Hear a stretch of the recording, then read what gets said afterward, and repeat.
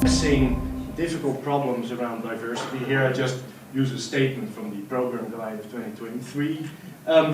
But as in other policies of the European Union, of the European Commission more specifically maybe, there may be issues with how do you actually translate notions like civic engagement, political engagement, inclusion into real practice. It's a bit like when I talk to my students and I say, you have these concepts, now you have to operationalize them. Meaning, what do they actually mean in practice? How do I recognize civic inclusion when I I meet it in the street, so to speak? And so that's one of the things I wanted to try to briefly explore this morning. And so the way I put it here is, what is actually the question we are trying to address when we actually continuously say the answer is inclusion? The answer is more civic competence, more democratic participation. What are we actually trying to resolve here? And so I think there are two challenges, or two sets of challenges. The more broadly external, societal, democratic challenges, you might call them. We talked a bit about it in Naples as well, by the way. But I thought it's also it's also interesting to take a closer look at the Erasmus Plus program itself, to sort of critically look at the program and think about what kind of answers might it actually provide to what kind of questions when we talk about civic and political engagement in particular. Well, the external challenges are many. We live in societies, I think we all agree here, that increasingly seem to be suffering from polarization, as political scientists call it. That is, there are core challenges to our societies. Think of environmental issues, climate change, think of migration, think of European integration as such. And it seems that our societies are increasingly splitting up in terms of how they think about these things. I myself come from the Netherlands, and by coincidence, the second keynote speaker too. We're a bit dominating, I guess, today. But in the Netherlands, this is a huge debate. And there are very contrasting positions out there. So that's one part, probably, of a challenge that we want to address with creating, let's put it like this, more sound forms of political and civic interaction between people. To indeed, maybe to overcome, and I guess Arjan will say more about it as well, to overcome forms of what you could call groupthink, or closed thinking where we actually don't really listen to the other anymore. We're not really willing anymore to debate things. And so this is problematic for a democratic society where the idea is that you peacefully resolve conflicts by means of debate, by means of interaction, by means of civic listening and talking to each other. The second key issue is clearly, and we know that also in the context of the Erasmus program, increasingly groups in our society are more difficult to reach. They drop out in a way. They become increasingly excluded. They increasingly show distrust towards our major political institutions. They don't trust politicians. They don't trust the government. They don't trust the police, and so on. So that's another area where we could think, hey, we need to reconnect people to the democratic project. The third thing we're all familiar with, of course, is the issue of resurging forms of nationalism.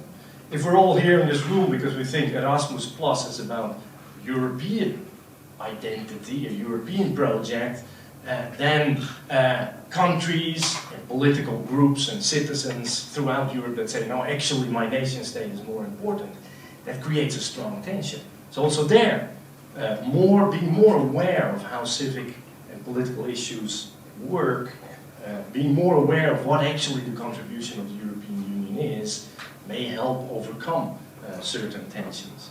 And finally, it was also mentioned in Sarah's slides in the opening, we had a debate called the Conference on the Future of Europe. There is a main challenge out there. What is Europe still about? Where should it go? And also there, indeed, the more we are as citizens in Europe, civically and politically competent, the more we can contribute to such debates. But let us get to the, perhaps for us much closer to our daily lives, issues of the Erasmus Plus program itself. What does civic and political competence and engagement mean within the Erasmus program? You could say in one way it is a dimension to be developed, complementary to, but in some ways also in contrast to, what is the main focus of the Erasmus project. And let's be real about it. The main focus is an economic one, is creating young people in particular, but not only, that have a wide range of skills that they can spend on the labor market. So it's to increase their competitiveness, their employability, etc. Civic and political skills may help that part of the project, but they're also about something very different. And that is becoming part of a political community, becoming part of a shared set of ideas around solidarity, indeed about inclusion, about how do we get along civically, the one with the other. And so that relates indeed to, on the one hand, the more instrumental view of Erasmus, employability, complemented by, on the other, a view of citizenship, of being participant in our societies, or let's be more clear about it, the European society. That relates, of course, also to what extent then can we think of forms of exclusion that are actually part of the program itself. What do we actually know about this? And the more I look into it, the more it strikes me that we know so little about how Erasmus Plus actually engages with specific groups in our societies, with a minority background, with a migration background, with different gender identities, etc. What does this mean in the Erasmus Plus project? There are, of course, specific projects that talk about these issues, but more in general, what do we actually know about who participates in terms of their specific characteristics? And it seems to me we don't know that much. And so we need to, if we want to enhance the civic and political skills of the participants of Erasmus+, that also means an awareness of difference, of potential conflicting issues that stem from different identities and different ways of participating in our societies. The second two, the final two issues are then also related more broadly to the external challenges, as I called them before. So how can Erasmus Plus actually contribute to debates on European citizenship? That's one thing, and more broadly to the future of the European Union. And also, particularly if we talk about European citizenship, it strikes me that one debate that we need to start up much more powerfully than is currently done is how Erasmus Plus is in many ways a kind of microcosm of European citizenship. So why isn't the Erasmus Plus program not much more an inspiration for broader European debates about what European citizenship is? We have been mobile. We know what it is about. We know also how difficult it is. There's a really interesting book by a British, I think, sociologist, Adrian Favell, some 15 years ago, where he didn't study Erasmus students, but mobile professionals within the EU. He called them Eurostars. And he interviewed these people, and one of the things that came out of the interview is how difficult it actually is to be abroad.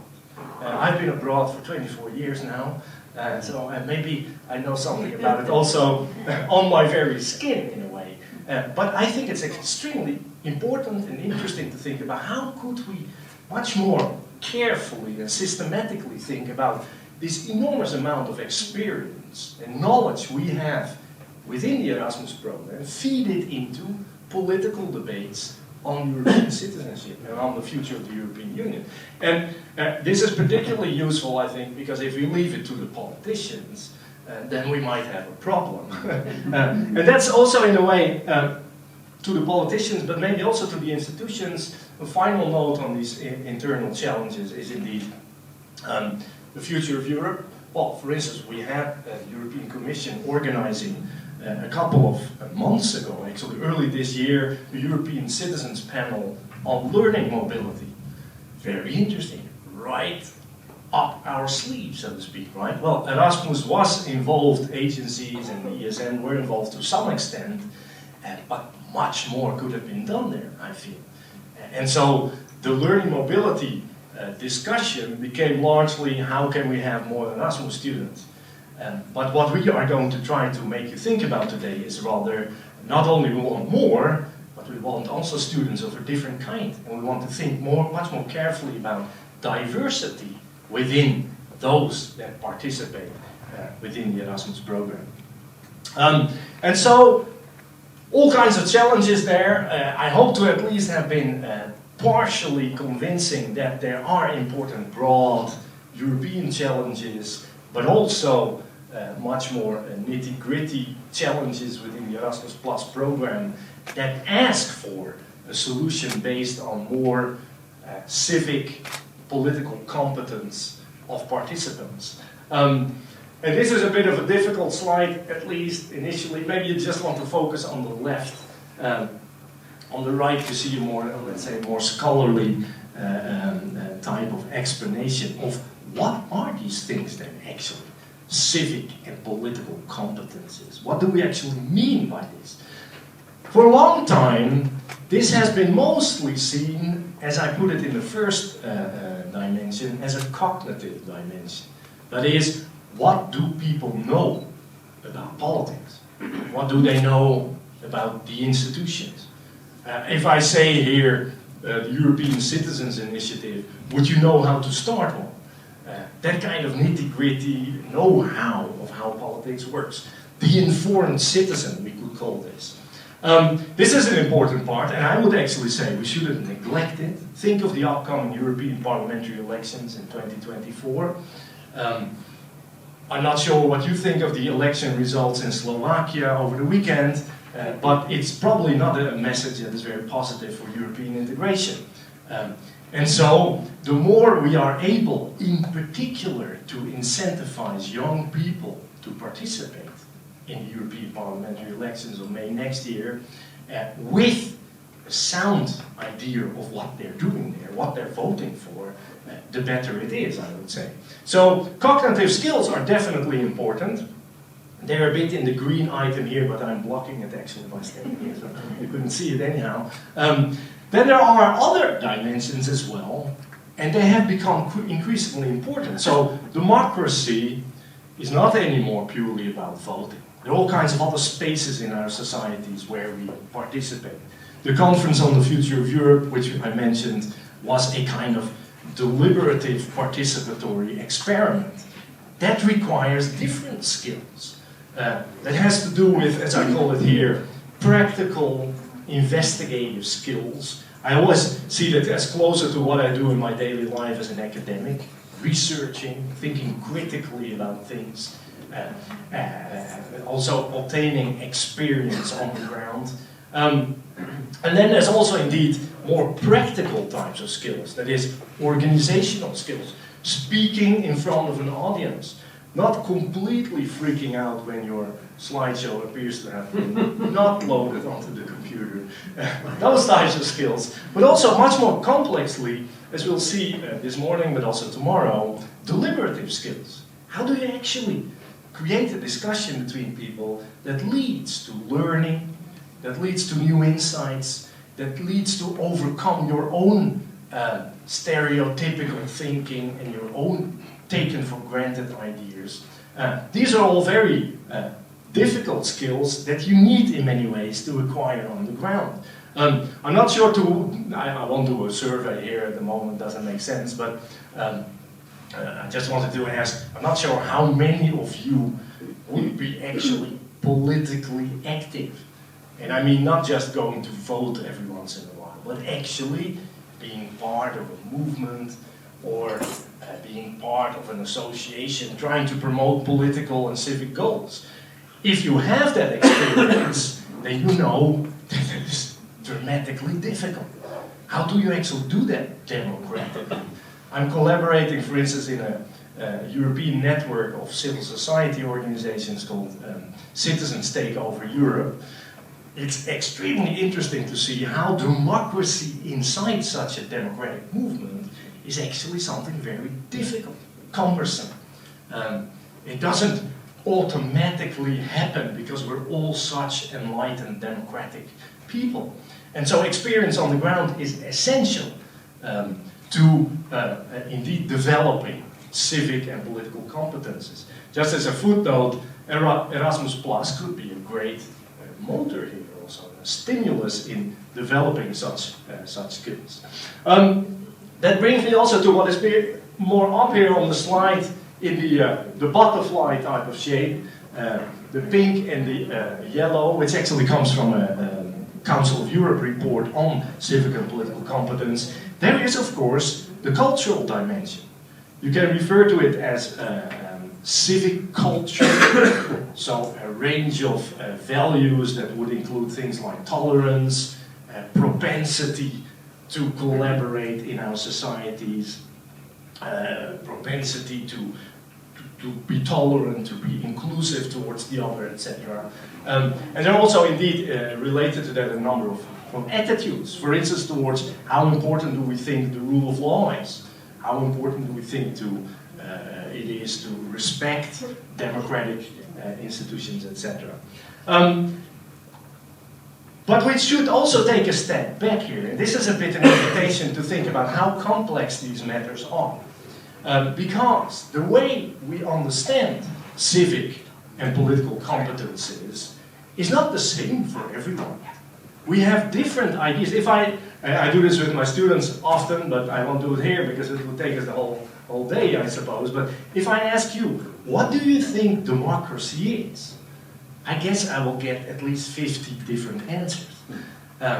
There's no broad, clear consensus on that. So you could think indeed about civic political competence being understood by different people in different ways.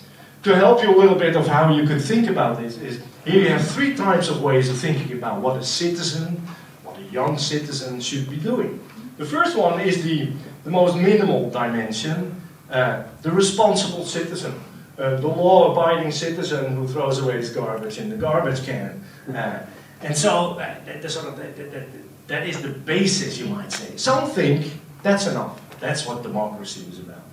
Others think actually that it's about more.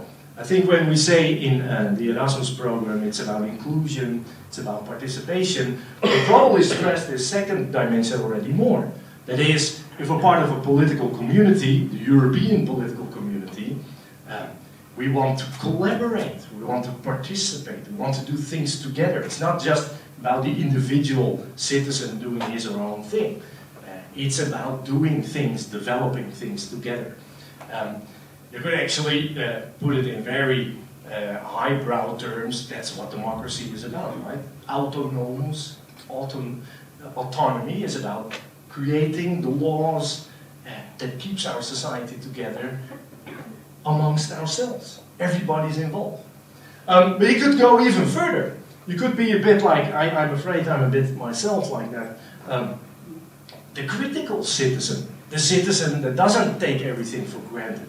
The citizen says, hey, you threw your waste next to the basket, on the ground. I'm going to call the police or something.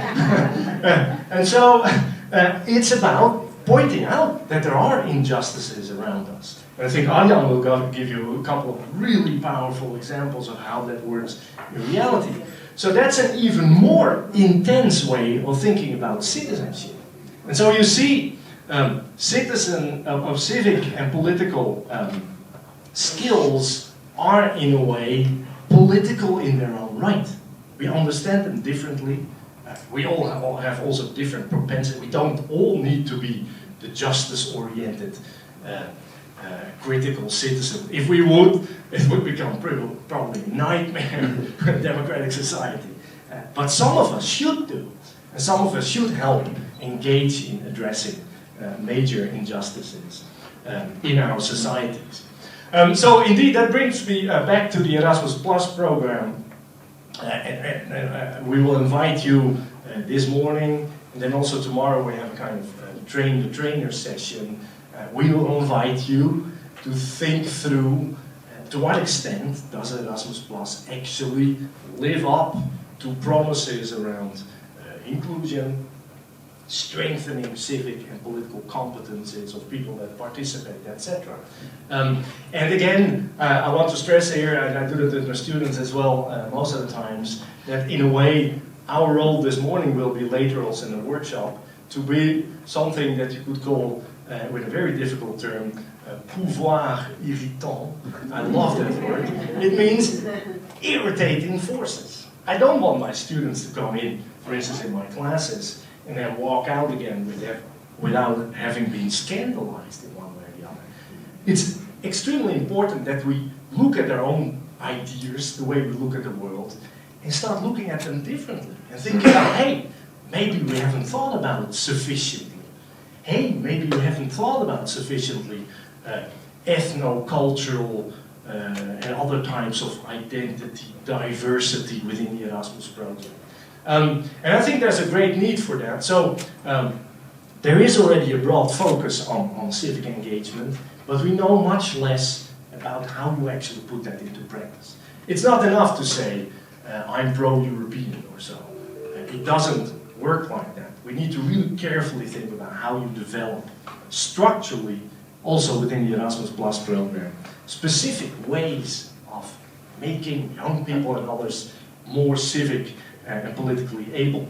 That indeed also doesn't only go for civic and political skills, but also indeed for inclusion. We will say that some things about later after the break, how little we know about inclusion within the program, and particularly how little we know about people who face various barriers at the same time, who are doubly, triply excluded. And that's probably the people we want to think about most, because probably if we want to be inclusionary, we need to reach out to them. And that's a very complex thing to do. But we need to start, and one way to start is indeed to become aware of the problem, which means we need to be much more careful in looking at what are we actually doing, what kind of people are involved, etc. And then finally, indeed, related to that, of course, diversity. To what extent do we actually take diversity really seriously? To put it very blunt, if I look here in the room, if I use some identity markers, I don't see anyone of certain identity groups. Those identity groups are part of the European Union. They are European citizens. But maybe we do something wrong. I see the same thing with my Erasmus students. Very rarely do I have people who explicitly indicate a religious identity. Very rarely do I have students with, let's say, clearly visible, let's put it like that, migrant background. How come? What does that mean for the program? And so that's one of the things we're going to invite you to think about together later this morning. But I'm very sure that Arjan will make these points much more clearly in his talk. So I pass on the baton to